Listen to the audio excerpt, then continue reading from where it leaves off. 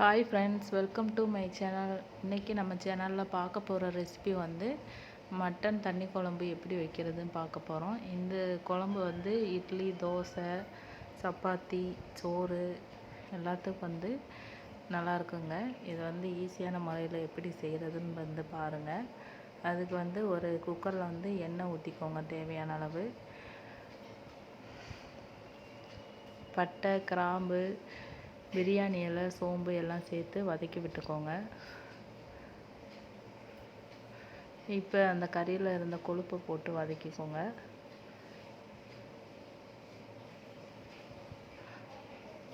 கொழுப்பு நல்லா வதங்கி வரவும் நம்ம எடுத்து வச்சுருக்கிற மட்டனை வந்து சேர்த்துக்கோங்க.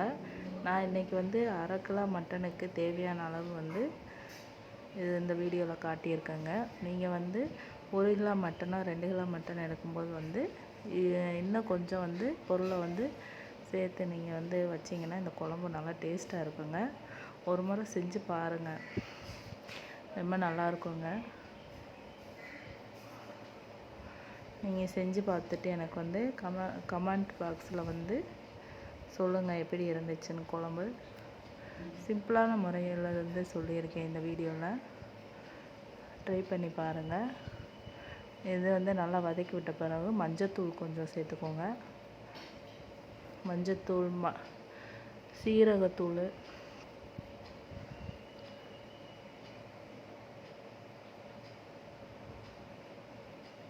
இதை வந்து நல்லா பரட்டி விட்டுக்கோங்க. மட்டன் நல்லா வெந்து வரட்டும். மட்டன்லேருந்து தண்ணி வருங்க. இப்போ வந்து வெங்காயம், இடித்து வச்ச வெங்காயம், இடித்து வச்ச கருவேப்பிலை, இஞ்சி, பூண்டு நான் இடித்து சேர்த்துக்கிறேங்க. உங்கள்கிட்ட பேஸ்ட்டாக இருந்தால் கூட சேர்த்துக்கோங்க. இப்போ நான் 10 மிளகாய் எடுத்து வந்து தட்டி சேர்த்துக்கிறேன்.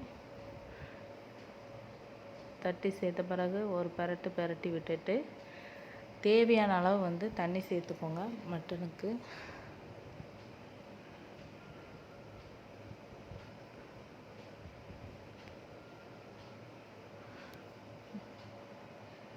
மல்லி இலை, புதினா இலை சேர்த்துக்கோங்க.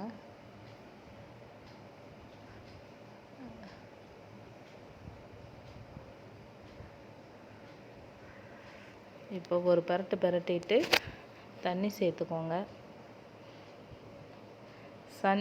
தண்ணி சேர்த்துட்டு இது கறி வேகும் போதே உப்பு சேர்த்துக்கோங்க. நான் வந்து உப்பு சேர்க்க மறந்துட்டேன். இப்போ கொஞ்சம் நல்லெண்ணெய் ஊற்றிக்கோங்க. அதை நம்மளுக்கு பொங்கி வராது வெளியே.